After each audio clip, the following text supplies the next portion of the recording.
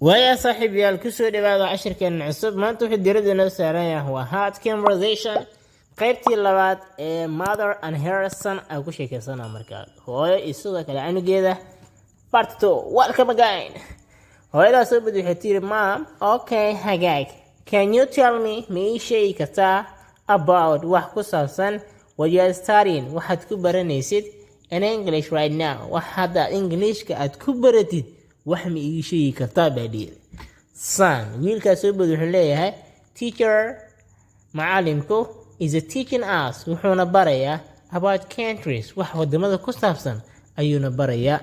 an sidoo kalena he was telling us wuxuu noo sheegayay where he is from halkuu ka yimid halka uu ka yimidna wuu noo sheegayay sidoo kale wuxuu wax naga barayay wadamada wax ku saabsan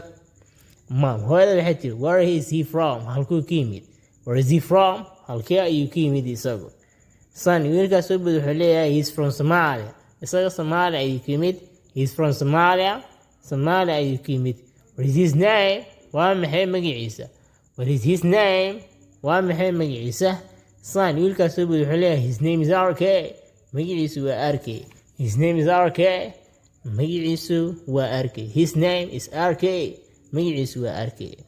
mom hooyada soo bad waxay leedahay xeelada markaa well hagaag finish the homework quickly sidaasi ah ku dhamee exercise-ka finish ku dhamee the homework shaqada guriga quickly sidaasi ah ku dhamee shaqada guriga bye bye fadlan haddii aad ka hesho muuqaalka like saar sidaas la mid ah haddii aad ku cusubtahay channelkuna subscribe saar waxaan saaranaa wadadii aan ku tegi lahayn 1k subscribers much appreciated